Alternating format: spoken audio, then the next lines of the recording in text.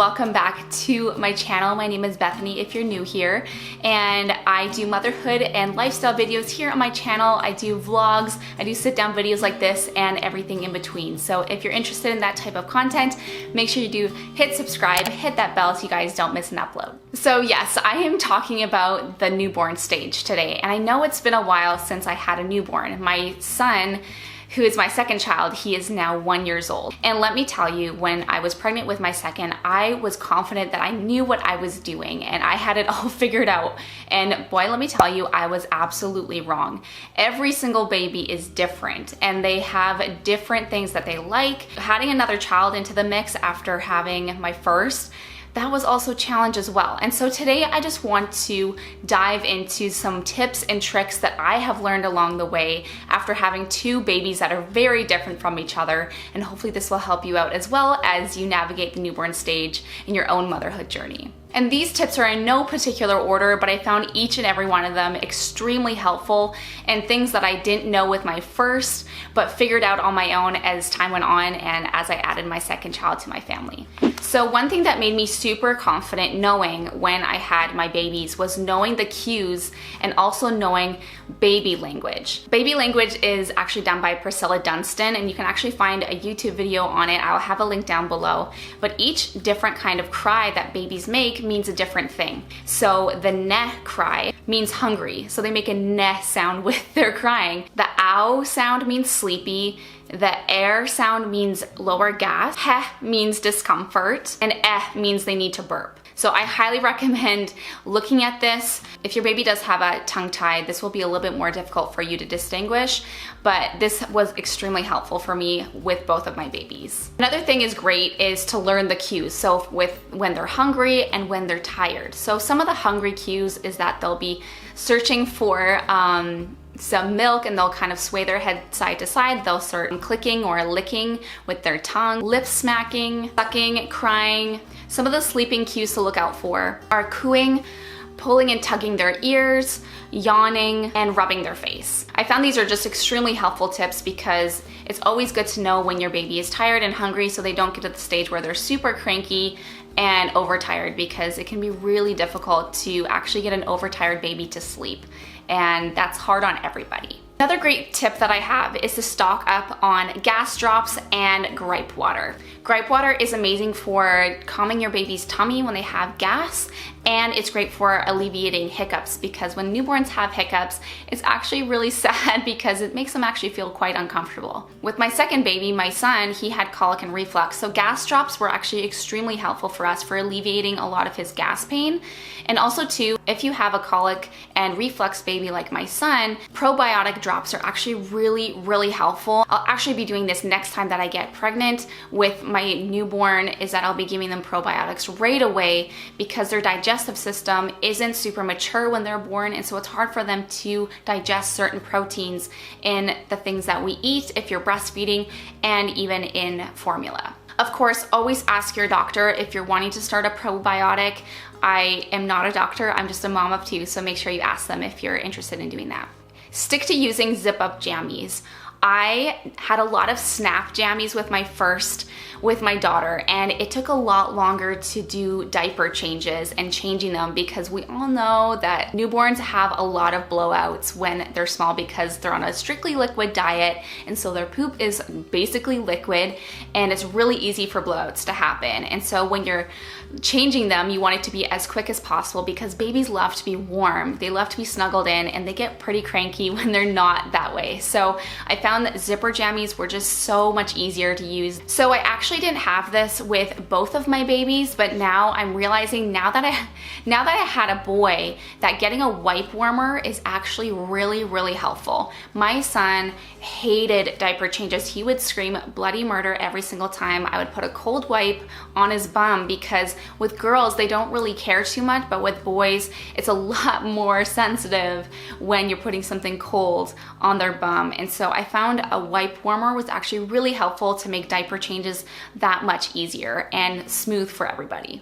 Get a baby tracker app. This is really helpful, especially in the first 30 days, because you want to make sure that your baby is eating enough, sleeping enough, if they're breastfeeding, bottle feeding, and basically their schedule and how much they're getting. Because we all want our babies to thrive and to grow, and so we want to make sure that we're tracking these things to make sure that they're on track. Another great app to use is called the Wonder Weeks app. This is great for knowing your baby's developmental leaps that they make throughout their life so that you know what to expect, why they're grumpy some days when you're not really sure why, and they might be going through a leap with their brain, they're developing and more awareness. It's really, really helpful, and I usually use this for the first year of the baby's life. Another great tip is ask for help. I know that I was so bad at this because I felt like as a mom, I had to put everything on my shoulders, and that's just not true. Asking for help is so, so important because having a newborn is a lot, especially when you're adding a newborn into a family with multiple children. It can be a lot of work and very taxing on you, and so it's always great to reach out and ask someone to just take the older kids or for them to take the newborn baby so you can have some rest and just some downtime. If you need to nap or you need to get some things done, it's just so incredibly helpful to have people come alongside you and support you in that way. Get a dimming light for nighttime. We all know that newborns need feeding all times throughout the day. And so when I would get up in the nighttime, I had this great, actually it was a Himalayan salt lamp and it had a dimmer on it, so I could just turn that on. It was a really nice, soft, dim light, so I could see what I was doing when I was nursing my son, but I wasn't waking him up like with really bright lights, because you're wanting to have them know when it's nighttime and when it's daytime. And so when it's nighttime, you want it to be dark and quiet and calm, and you don't want to turn on the bright lights to feed, so then you kind of wake them up a little bit more. So I found this extremely helpful. Always burp your baby. This is really helpful for alleviating that lower gas in your baby's digestive system, and getting those gas bubbles out is gonna make them a lot happier of a baby. I know that I can get some really, really good burps out when I'm burping my baby, and they coo after, they feel so much better. And I know that this is definitely an essential, especially right after you feed, or even in the middle of a feeding. One thing I didn't know with my first is that with onesies, you can actually use the flaps at the top and pull them down when they have a blowout. These are actually designed specifically for this purpose, which I had no idea. Instead of putting the dirty, yucky onesie over your baby's head, you can actually pull it down over the shoulders and off of the legs, and so you're not putting poop on your baby's head, or you might be able to get poop on their baby's head. So this was actually really, really helpful tip that I found that I used. Actually, I still use it with my son, who's now a year, because it's just so much easier to not put things over their head. Invest in a good carrier.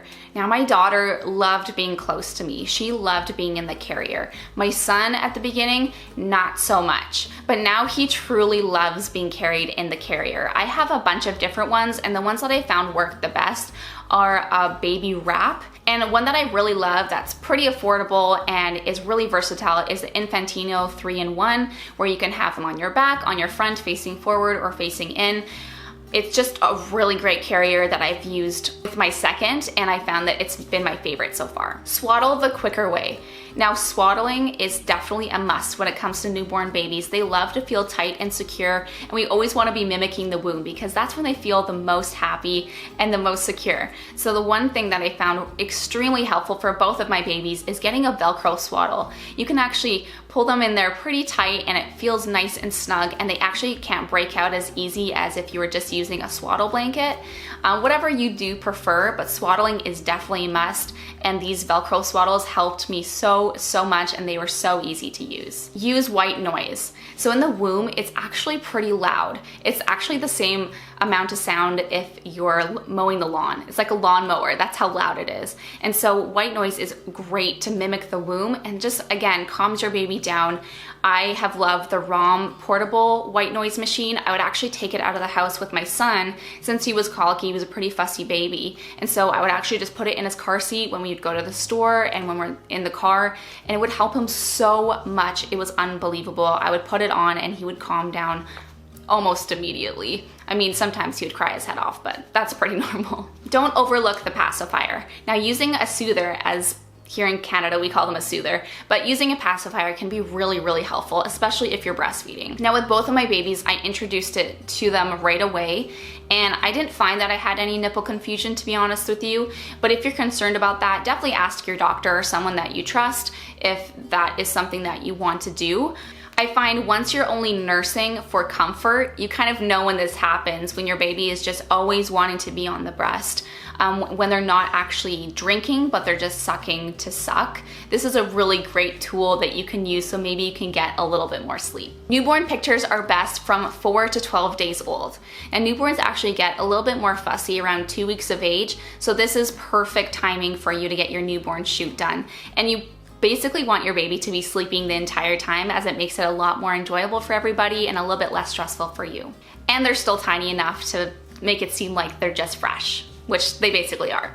Get out of the house. This is a huge one that I still use to this day with my kids. I find getting fresh air and getting out of the house, maybe just for a walk or going to the mall or whatever you need to do, is just so refreshing, especially when you feel kind of cooped up in the house and you've just been taking care of this little baby all day. It just can be really refreshing for the soul. It's always good to get back into a bit of a routine after you do have a newborn, but no pressure on this. Just do what you need to do, and getting some fresh air can be really good. Always have another outfit on hand. Now this can actually be for your baby and for you, because I know that spit up happens, poop happens, especially for your babies. Again, blowouts are just inevitable. They will happen, and always being prepared with your diaper bag and having an extra outfit for you and for them is really, really helpful, because you never know what can happen. Take advantage of technology. So I actually only did this with my son because pickup or deliverable groceries weren't really a thing when I had my daughter. Now, it's super great when you don't want to go to the grocery store. You can just order them online and they can have them shipped to your door,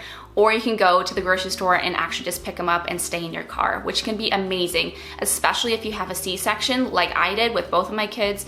It was just amazing to be able to get groceries to your house and you didn't actually have to leave. You can also sign up for subscriptions for like diapers and baby products off of Amazon, which can actually save you a lot of money, and it's really nice when you don't have to worry ever about running out of diapers. Use a humidifier. I find it's really great to have a humidifier in your baby's room when they sleep. You don't want their mucus in their nostrils after they're born to dry out, because it can actually really make it hard for them to breathe. And so I find just having a humidifier or even just a little diffuser in their room can be really, really helpful. And I know for me, both of my C-section babies, they had a lot of mucus still in their nasal passages, because that's pretty normal. I didn't want that drying out when they were sleeping and making that difficult for them, so I'd always put that in their room. Another great thing to have is a nose aspirator, where you can kind of suck the snot out of your baby's nose, because babies obviously can't blow their noses, and so this was incredibly helpful. Kind of gross, but definitely a necessity. Try bathing before bed. Now, usually I'll start a little nighttime routine with my babies almost as soon as they're out. This is really good for me to know that, okay, this is their bedtime, and then also for them to know that this is their bedtime as well. Establishing a nighttime routine can be really simple, and both of my kids have really liked the bathtub. I usually actually just set them down in a tub on a towel. You actually don't really need a baby bathtub, as you can just put about 1 inch of water in the tub. Usually I'll put like a heavy washcloth or a blanket and just wet it and put it on top of them so they feel a little bit more secure and they're not as cold. And usually that works really, really great. So when they're showing signs of sleepiness around bedtime, around whenever they choose to have their long span of sleep of like about 4 hours, it's really good to do that right before then. Use coconut oil or Vaseline to prevent the stickiness of meconium. So if you don't know, baby's first poop is gonna be pitch black. It's called meconium and it's extremely sticky. It's like this tar-like substance.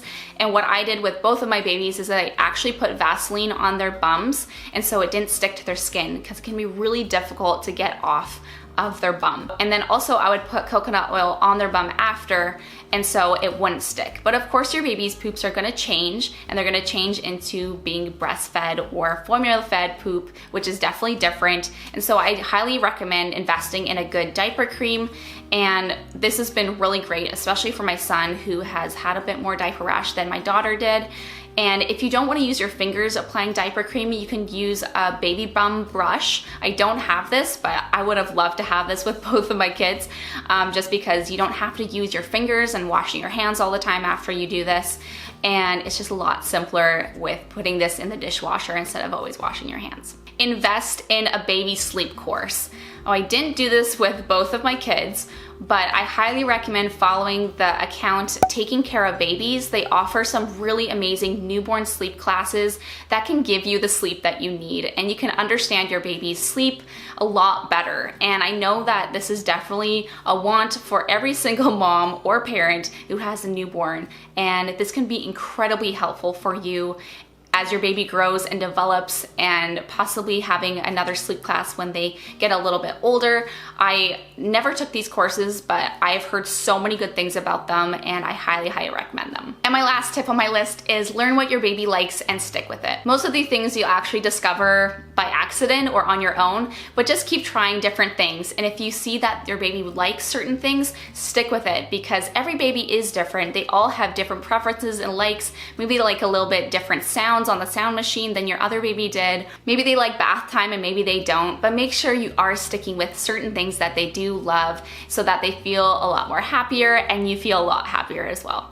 So I hope you found this list extremely helpful in navigating this new season with your new baby. If you did find this video helpful at all, make sure you give it a big thumbs up. That helps me so much. Make sure you do subscribe to my channel if you haven't already, and we'll see you guys in my next one. Bye. I feel so free, oh my sweet baby.